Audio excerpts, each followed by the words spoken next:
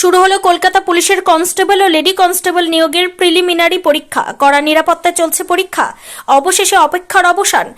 আজ রবিবার রাজ্য জুড়ে শুরু হয়েছে কলকাতা পুলিশের কনস্টেবল এবং লেডি কনস্টেবল নিয়োগের প্রিলিমিনারি লিখিত পরীক্ষা। দুপুর 12টা থেকে 1টা পর্যন্ত এই 1 ঘন্টার পরীক্ষা গ্রহণ করা হচ্ছে। মোট শূন্যপদ ৩,৯৬৯টি, যার মধ্যে ৩৪৫টি লেডি কনস্টেবলের পদ। পরীক্ষার সময় দুপুর 12টা থেকে দুপুর 1টা পর্যন্ত। পশ্চিমবঙ্গ পুলিশ রিক্রুটমেন্ট বোর্ড পরীক্ষা কেন্দ্রগুলিতে সকাল থেকে পরীক্ষার্থীদের ভিড় ছিল চোখে পড়ার মতো।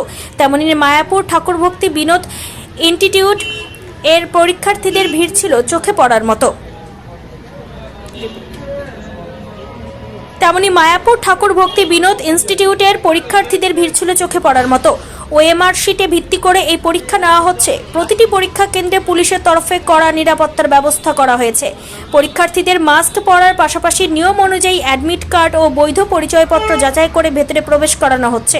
ইলেকট্রনিক গ্যাজেট বা টুকলি রুখতে বায়োমেট্রিক অ্যাটেন্ডেন্স এবং মেটাল ডিটেক্টরের ব্যবহারও দেখা গেছে কিছু কেন্দ্রে। দীর্ঘদিন ধরে প্রস্তুতির পর আজ পরীক্ষা দিতে পেরে অনেক পরীক্ষার্থী স্বস্তি প্রকাশ করেছেন।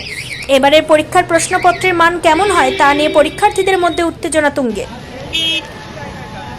নদিয়া থেকে শুভ বিশ্বাসের report, crime press Bengal news.